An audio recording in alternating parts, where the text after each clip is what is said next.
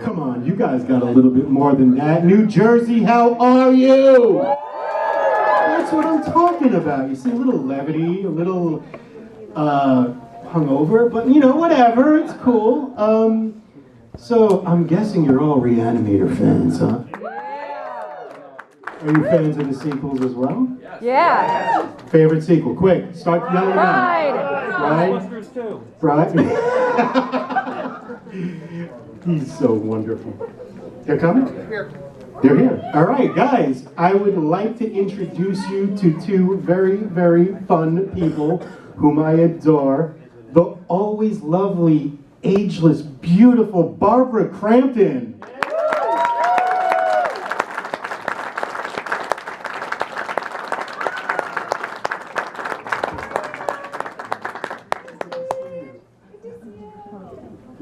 And the man who does more with needles creatively than most people would ever guess imaginable, Mr. Jeffrey Combs.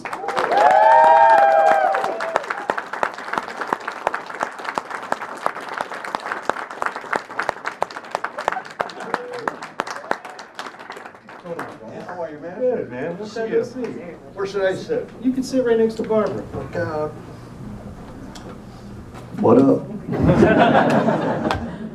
So, holy shit, 1985, man. Holy shit. 1985. A long time ago. That was a real, well, you know. Actually, 1984 we shot it. You shot Yeah. it. So, was there ever any idea that in 1985 you'd be talking about this same friggin' movie in like 2022? What are you all doing here? I don't know. No, maybe the first clue was we were on set and the DP, Mac Albert, was like, you know, looking through, I remember it was the basement scene. And he had just kind of come on, because he wasn't the first DP. We had, for like the first week, we had another guy, and that didn't work out, because everything... You got fired. Yeah. There are still scenes that he shot in the movie that are kind of dark and murky. Whenever you see that, you go, oh, first week. Anyway, nice guy, though. And Mac was taking over, and he was looking through and he pulled back, and he said, you know, I think this movie might be pretty good. He's Swedish, you know. And that was sort of the first time I went, well, if this guy thinks it's going to be pretty good. But no, I never thought. I never could have imagined. You know, one thing that we did that a lot of people didn't do back then that I thought, oh, this is what people do, but they don't do, is rehearse. And because Stuart Gordon came from the theater, and we all did as well. We had a couple weeks of rehearsal. I remember it as almost 3 weeks. Am I wrong? I'm wrong about that? I don't know, whatever it was, 2 to 3 weeks. I'm old. No, but we rehearsed like every day, 5 days a week for a few weeks anyway. And we were really prepared when we went in for our scenes. Yeah, most of the time when you go on a movie set, it's not like figured out. So You might run the scenes just for the dialogue. Maybe the actors are running lines, but you're not figuring out your blocking and where people move. And so that's what those 3 weeks were about, was you move there and you're going to cross over there. So even though we didn't have much time, 18 days. We shot that movie in 18 days. 18 days. But guess what? We had 3 weeks, which would be 18-ish days to be ready. So when we showed up on set, we were like, okay, oh, this scene, got it. So, you know, producers don't like to do that. Why? Because they'd have to pay you for those 3 weeks. But we They probably were supposed to pay us back then, and we just didn't complain. well, And like, I wouldn't complain now. If somebody wanted me to rehearse a movie, I probably would say okay, because I know how much it helps. I probably would. Yeah, because I like to. Pay I me. like to rehearse. I like to rehearse too, but I like to be. But you know, in theater, when you rehearse, you get paid. Yeah. Well, that's an interesting question right there, because I know correct me if I'm wrong, but one of the last things you did with Stuart was Edgar Allan Poe, right? Yeah. Nevermore. Yeah, one-man show of Poe. Has anyone seen Jeffrey or heard Jeffrey do Edgar Allan Poe Nevermore? I've seen a few people come up to me and said they saw it in Terrytown. It's actually available like as an audiobook too. It's on Audible. Yeah. It's on Audible, a kind of slightly edited version of, but it's a recording of a live show. Yeah, I mean, it's absolutely amazing. So I was wondering if both of you could tell us about working with Stuart and some of the memories of him. Well, he was a funny man. He was a sweet man, very kind. Yes. Would always make a joke out of anything. And whatever was funny, he found it and he would always talk about that. Some directors you work with kind of just see what happens and then they go with whatever you're doing. Some directors are very camera oriented and so they deal more with the DP. And then you have some directors who feel like they could play every part in the movie. And that was Stuart. Maybe because he came from the theater, I don't know, he really liked actors and he really liked working on the material. And when Dennis Paoli wrote the movies that Stuart directed, they worked very closely together on the screenplay and Stuart had a lot of input. And he liked to have a lot of input with our performances and with the characters.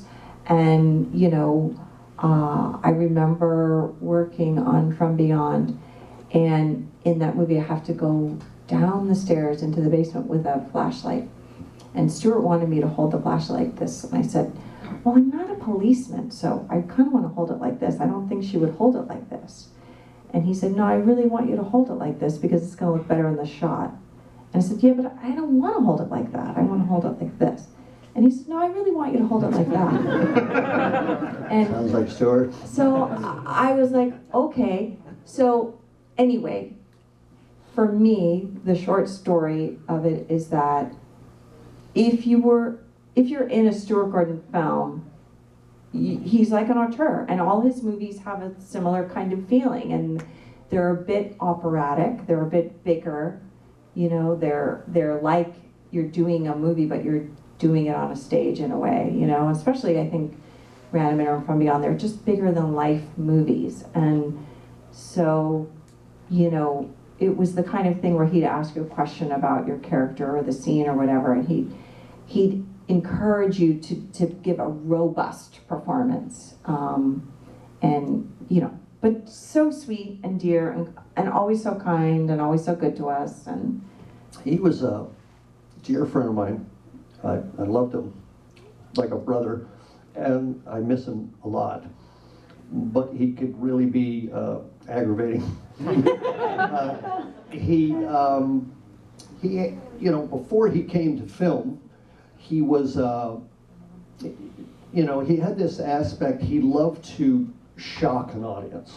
He was really into anything that he did in the theater. He ran the Organic Theater in Chicago. Was it his idea to put Ken Foree in a thong?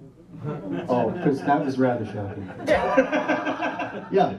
Anyway, he had that desire in his genes to break the fourth wall and had this phenomenal ability to engage the audience, and like they're immersed in the story, but at some point he shatters the fourth wall, which is like that kind of pane of glass between the characters and the audience, where where the people watching just go, I can't believe I'm watching this. It goes from, oh my God, what's going to happen to the character, to, holy shit, I don't know what I'm fucking watching.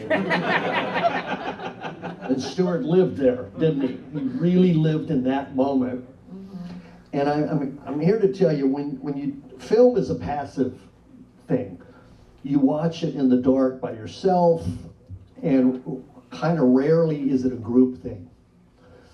But Stuart, time and again, was able to bring that osmosis of event almost between an audience and the characters to film. And that's why Re-Animator, when it gets to the climax with the you know, Does anyone know what scene he's referencing? that people would get up and go, I can't believe this shit, and they would be almost leaving the audience at the theater because it's this shattering catharsis, like mindfuck. And he lived with that for that. And you can't do that, man. That's really hard to bring to movies. It's really hard to bring that audience participation aspect to a film. It has to happen organically. Well, you know? organic theater. I mean, so he was really able to bridge that. It's a phenomenal gift that he had. It was that sort of theater experience that he was able to translate into film, which is really hard to do. How about the third member of your love triangle? And it was very much a love triangle, Bruce Abbott. The unsung hero of Re-Animator, if you ask me, I sort of liken it to a rock band. When you go, dude, you shredded the guitar and the cello. You know, okay, all right, I did, but without the rhythm guitarist, I'm nothing. Okay? And that's what I think. He was the gravity, he was the anchor, he was the legitimate dude that this was happening to. And if you don't buy into him going, Herbert, no. I got nothing. Yeah. I had a little crush on him when we were making the movie. But he was married to Linda Hamilton at the time. I had a boyfriend. Yeah, I'd go to his dressing room and they'd be making out and I'd go, yeah. No, that's not true. We have a Linda. scene. No, not me and him. Linda, that's what I mean. Linda, yeah. She was like on set having She started any I go, Bruce, can you like unlock the lips? We got a scene, you know, oh yeah, okay. Yeah. So, I mean, being that we've already kind of referenced that scene, we have to talk about David Gale. What an amazing part of, I mean, a movie sometimes is no better than its villain. And David Gale, come on, let's hear it for David Gale. Forever and ever. And it's a heartbreaking story of how he lost his life, but he was consummate. He was tone perfect for what he did. And a perfect gentleman, really. I mean, Really a lovely super guy. nice and very professional. And he was patient and just brought it. And I've often think about these conventions and all of the years that he missed out on hearing He the would have loved praise this, yeah. that everybody would have given him because he just, I don't know if you all know how he passed away, but he was doing a play in LA and he was understudying another actor in a kind of a nice little production at the Geffen Theater. And the actor, the lead, got a TV gig and, you know, welcome to LA, I'm gonna go do the film, see ya. And so the understudy goes on and David went on and he had a massive heart attack on stage. Wow. And so they took him to the hospital, which was UCLA Medical, which was right there. And he, long story short, he had a heart transplant.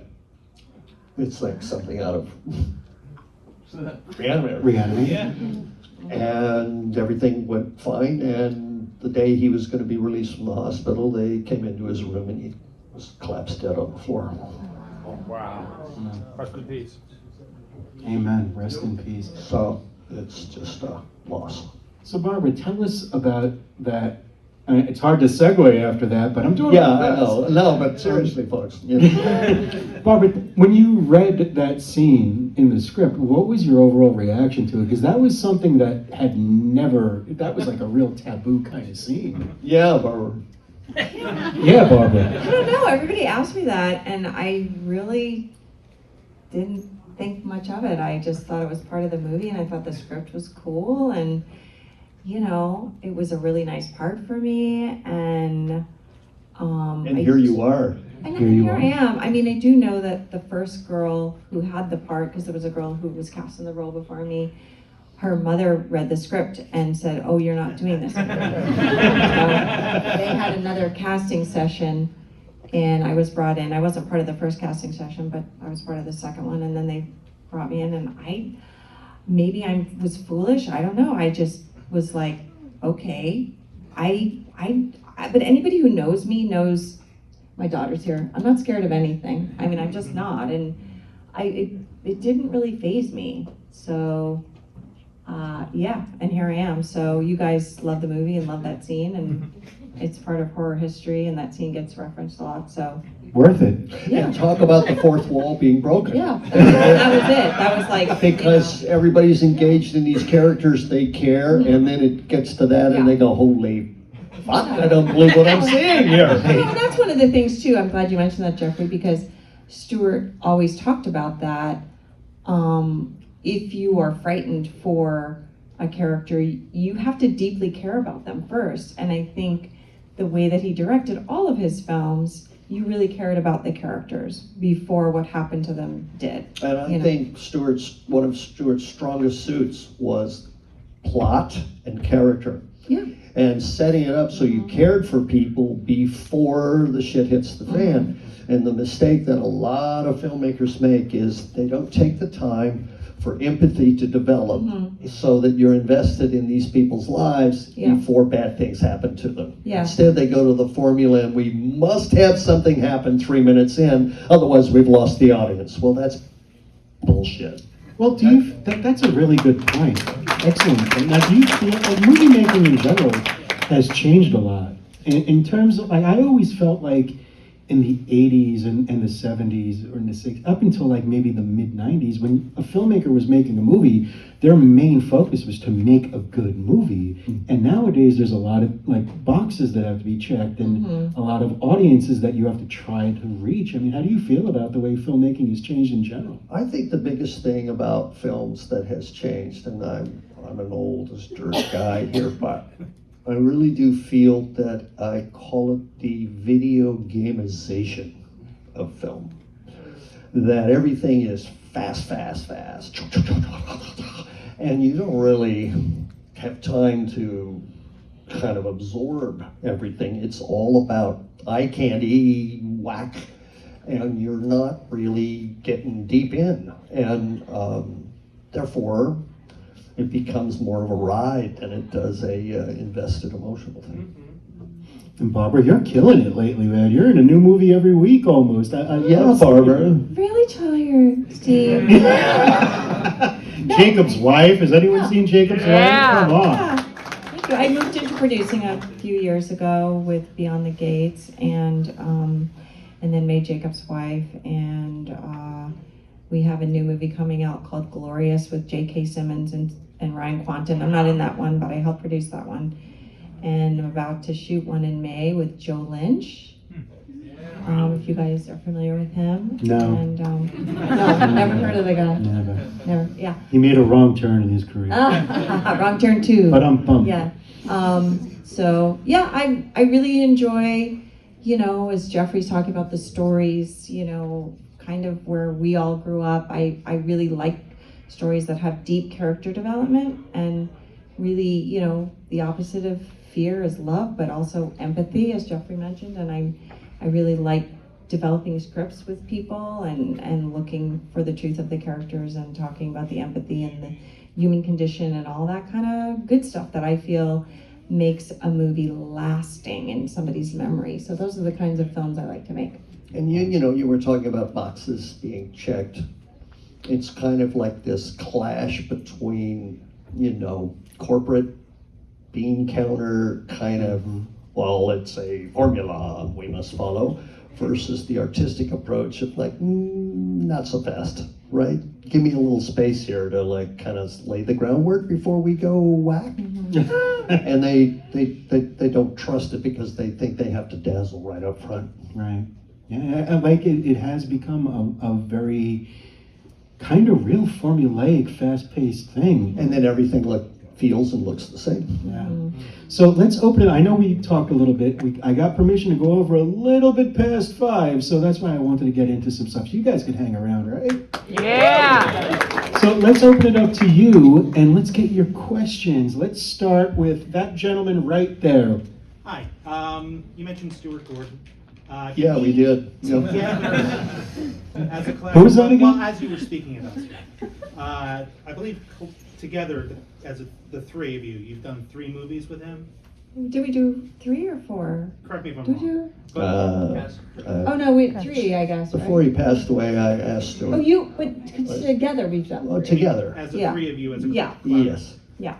What was probably your favorite experience or movie working? as It's probably the 3 of different you? for both of us. Yeah. I would think. Yeah.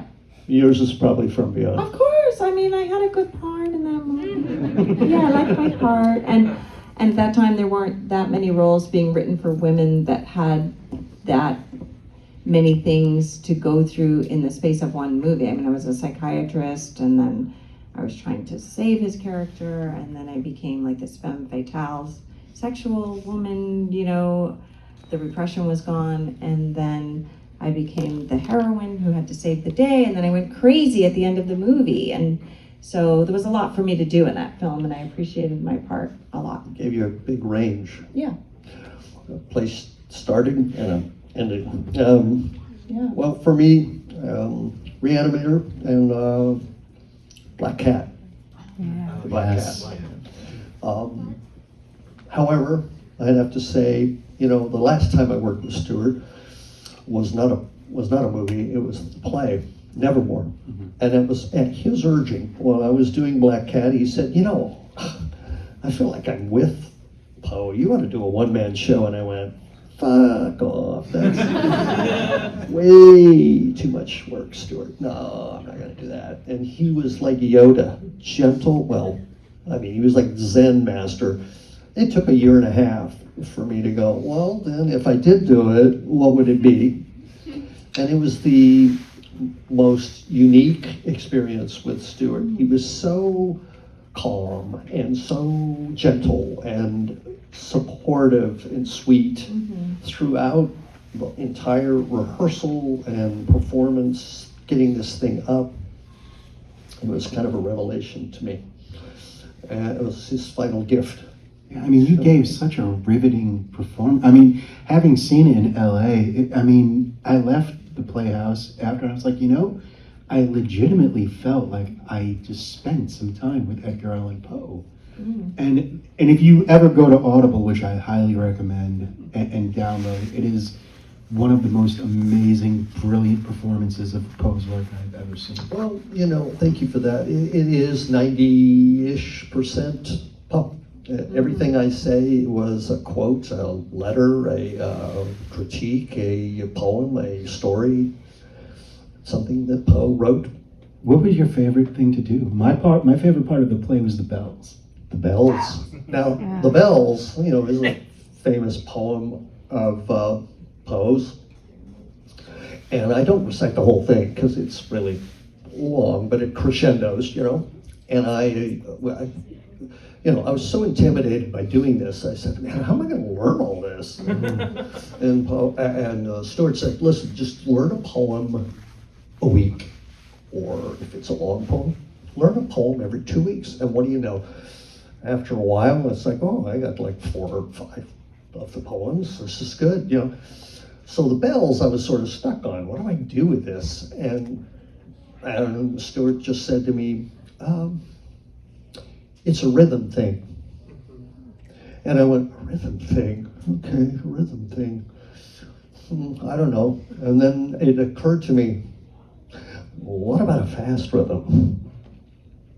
I'm really in my cups at that point, and maybe now. and I said, what if he's just fired up? What if he's just like, this is the bells on jet fuel? And he turned into rap. Yeah. And you go, you want rap? Here it is. And the audience just really kind of hooked into that, because I'm just on fire and it's just flying out of me until I collapse and fall off the stage. I don't want to, but it just ends in disaster. It was like the megaton bomb, it dropped, and you were just sitting there left in its wake. And so it's the penultimate climax of a piece, and it was genius on his part. It's a rhythm thing. So I learned this so well that I could rap it. Right. And so, you know, you want to know rap? Look at Poe. Next question right there. Jeff, you've mentioned that your first horror experience wasn't so fantastic. So was there something about Re-Animator that made you take another chance on horror? Yeah, I did another movie a few years earlier, Frightmare. And it was kind of seedy producers, and it was a nice idea, but you know, That was the one with the Vincent Price character. yes, it was kind of it was based on the idea of John Barrymore, the famous, you know, Drew Barrymore's great-grandfather. You know, he was a big stage guy, did silent movies and / early talkies, and he died early, and his friends abducted his body and put him in a chair and had one last, you know, coming out party.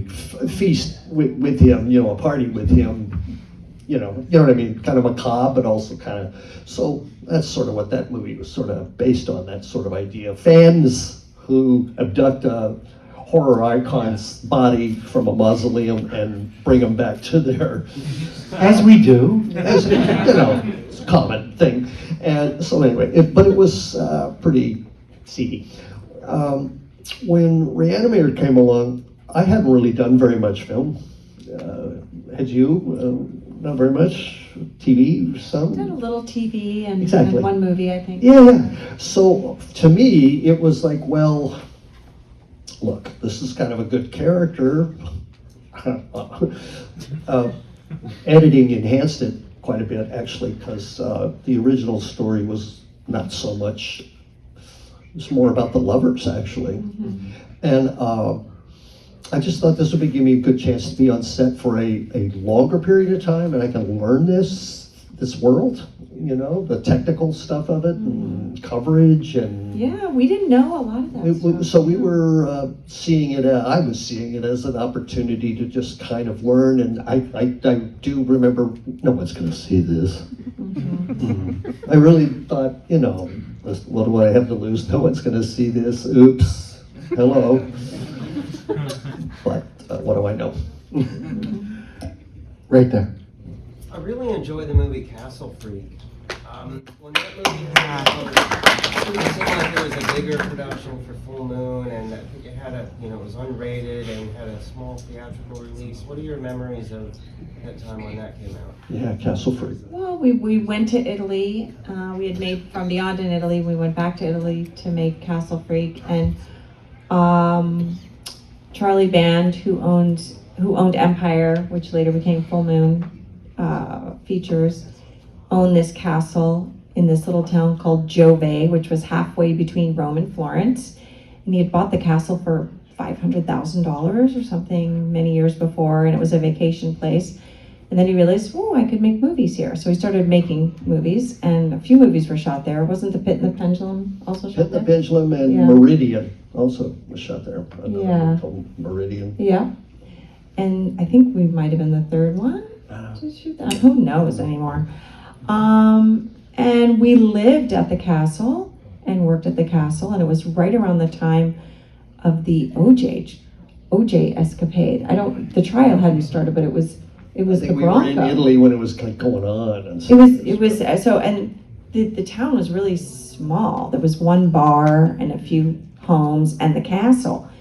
So in between scenes, we were running over to the bar because that's the only place I had a TV, and we were watching the Bronco. So I know you want to hear about the I have this memory of watching the Bronco go down the freeway, working on that movie. I do remember it being cool to Can I interject about that? There was I remember seeing a newspaper in Italy, and the headline, there was a picture of O.J. Simpson, and the headline was Il Nuovo Otello, the new Othello. Yes, the new Othello. Oh. No, Othello is, he kills his wife because he's so unbelievably jealous. Yeah. Wow. I just thought it was like, and scene. Well, yeah, but without getting into that, I mean, Yeah. we had fun working there and being there, and Jeff and I talk about this a lot. There was a one night or a couple nights when Stuart would ask us to write ghost stories and recite them to one another. He wanted us to feel like the house was spooky, and so he encouraged us to write stories together. And then, In the spirit of Lovecraft. yeah. Mm-hmm. It was a very hard shoot for me because of the emotional place you had to go to. It's very complex. I mean, Yeah. I've killed Yeah. my son. It was a sad movie. Drunk driving. I was, excuse me, and I killed my son and blinded my daughter. Yeah. And one of the things I couldn't wrap myself around or ever come to any kind of understanding about, Barbara, is why your character would even come with me I know. to Italy when Well, I inherited this castle. I know, and most times I read about this because I did another movie, We Are Still Here, where my son died, and I had to go on, and I did some reading about it, and I did some reading about it back then too, that mostly if a child dies in a marriage, the parents don't make it, and so why were we together? It was such a sad movie, and the only moment I forgive you is at the very end of the film, and Let's be honest, if you're in a bad relationship and a relationship's on the rocks and all of a sudden your partner's like, oh, I just inherited this castle in Italy, I'm like, I'll give this a couple more months. but that's sort of undermined. yeah, and that's not the place we were coming from. No, it wasn't. Yeah. It wasn't. I don't think that place was worth that much money. I don't think that was about that, It was. She was just really, really hanging on by her fingernails to just see if maybe on the outside chance it could possibly be redeemed here. And as it turns out, I sort of did. I saved them. Yeah. By self-sacrifice, which is, the thing that I sort of liked about Castle Freak was something that I felt, frankly, that Stuart and Dennis borrowed and made better use of than, frankly, Stanley Kubrick when he did The Shining. Wow. The Shining, if you read the book, is about a guy who's really trying hard to make amends for his past mistakes, for his family.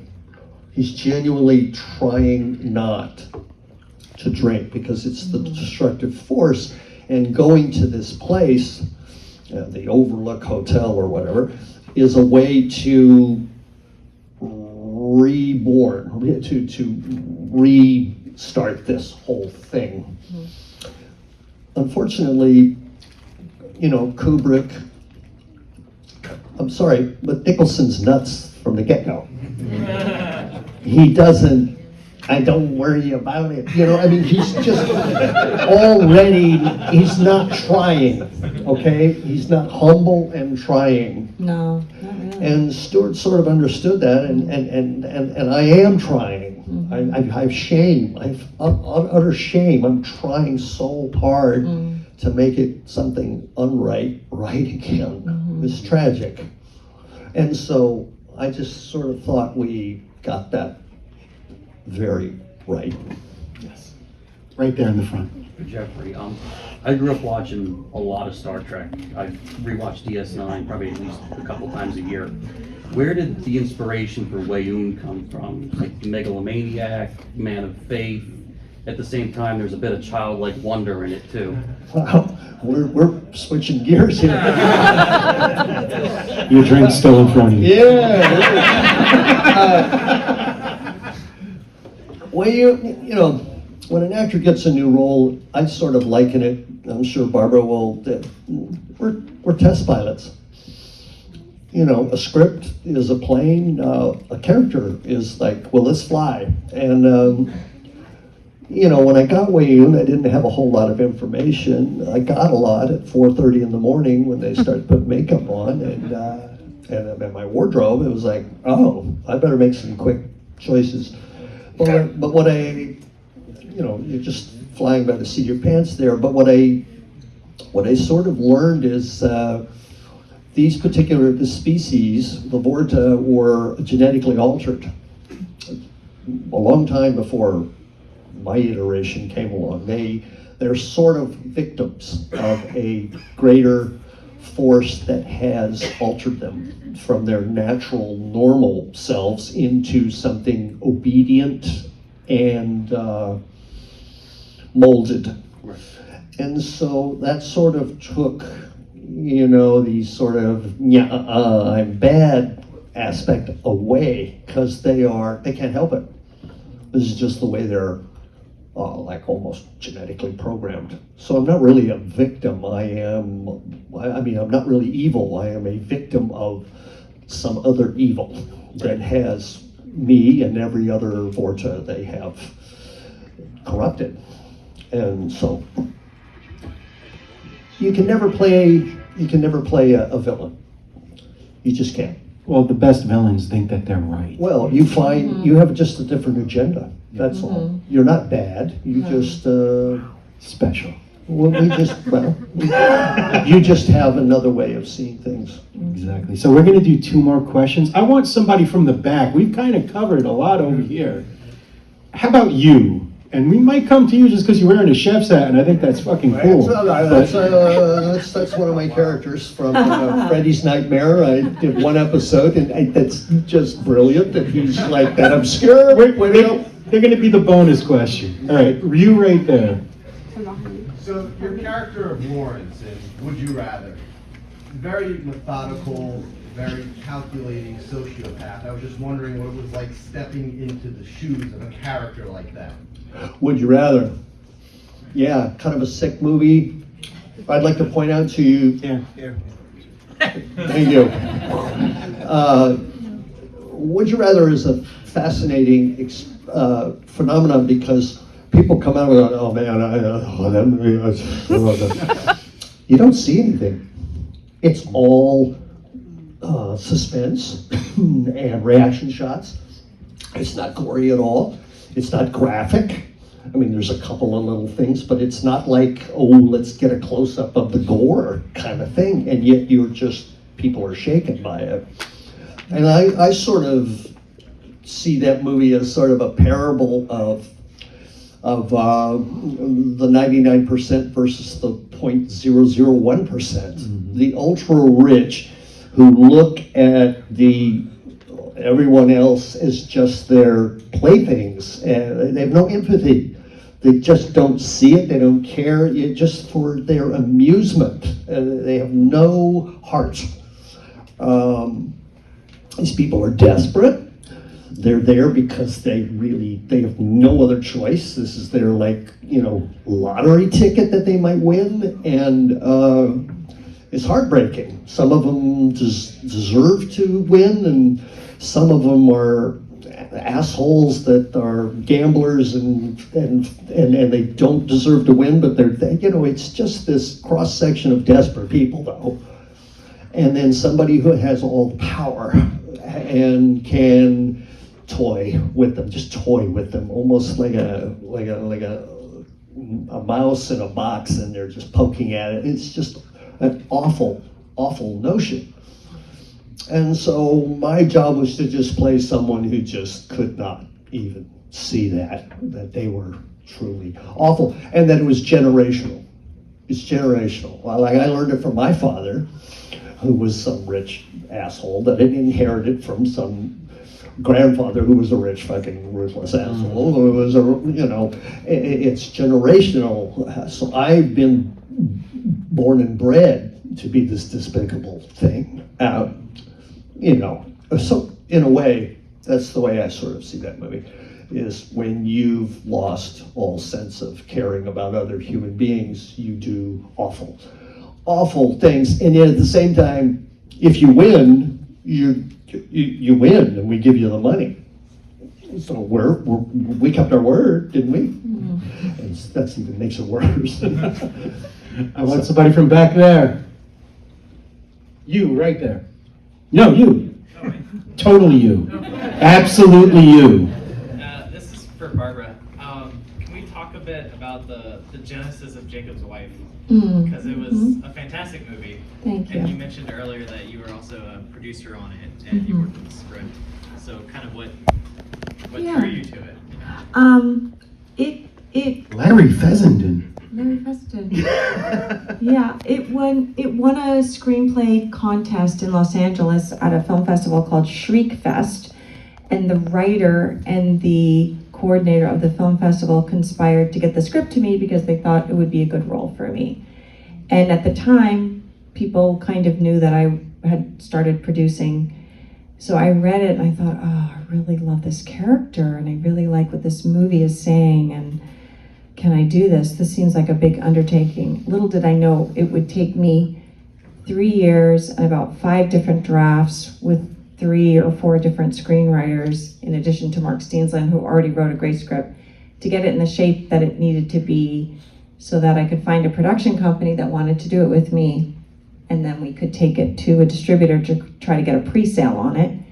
And we did all of that, so that took 3 years. And then to find a director that wanted to do it. And it was funny because we were sending it out to a few different people.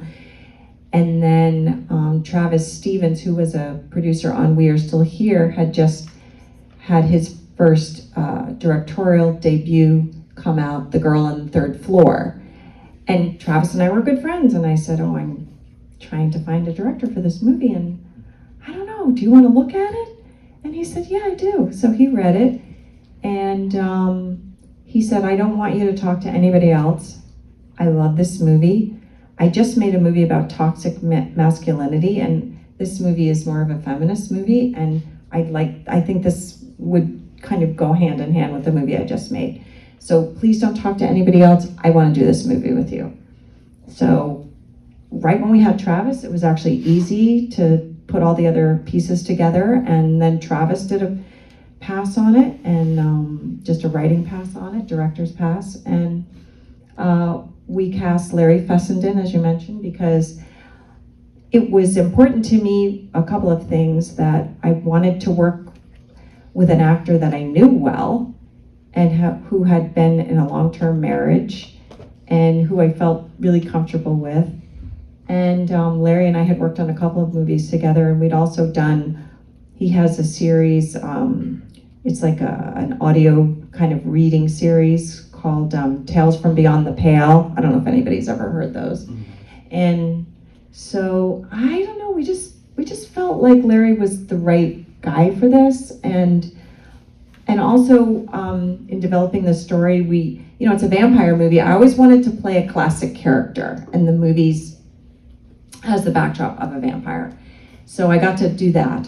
But also it's a movie about marriage and what it means to be in a long-term relationship with somebody, and how if somebody feels like their voice is missing or they just don't feel good enough about themselves, and how does that change when one person has an epiphany and they want to be different or they want to grow? What happens to your partner? Do they come along, or do you break up, or whatever? And I never wanted to make it a movie about bashing the patriarchy. I wanted to make it a movie about a marriage that had the backdrop of the vampirism, and that both characters learn to be their best selves together as a couple and also as individuals. And so it took 4 years to get it to the screen, and it was a real passion project for me, and a movie I'm really proud of. So if you haven't seen it, I hope you watch it. Jacob's Wife. Yeah, excellent movie. Bonus question, quick. This question is for both of you, but more for Jeffrey, because you've had so many character deaths. What was your most fun character death you've ever had? Well, one I'm playing right now. No.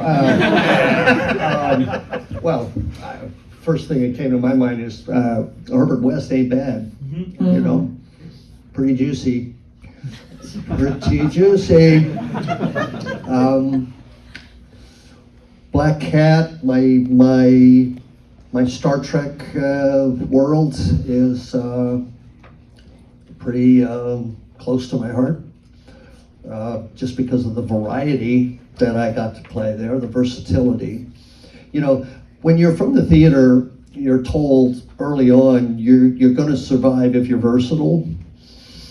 And then you come to LA, and what do you mean you're versatile? We want to be able to put your name to an identifiable thing, and that's it, okay? Because we don't want to think too hard.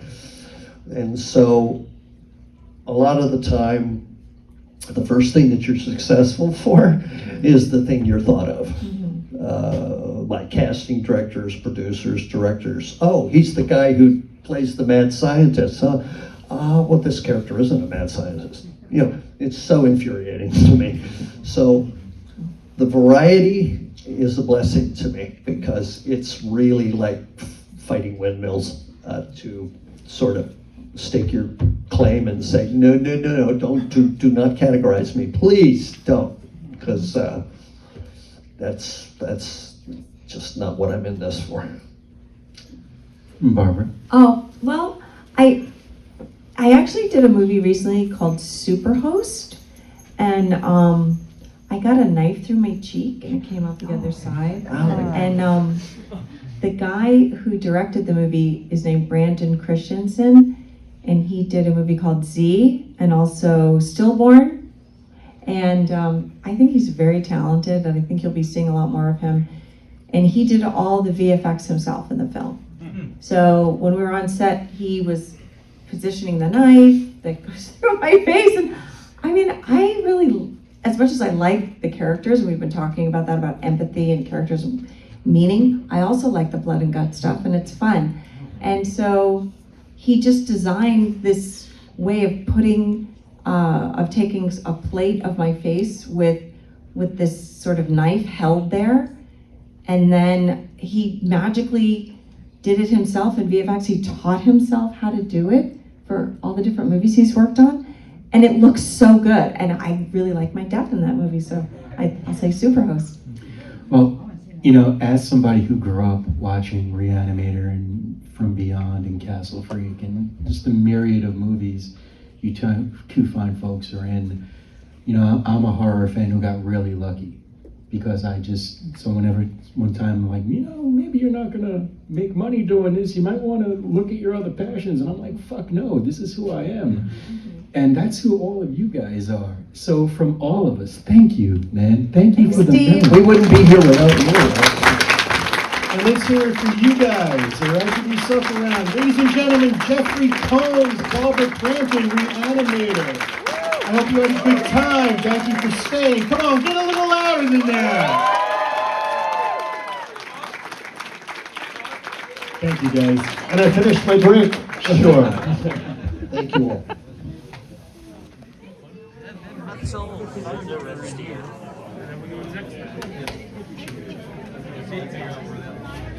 See what's going on with the Mark Castle.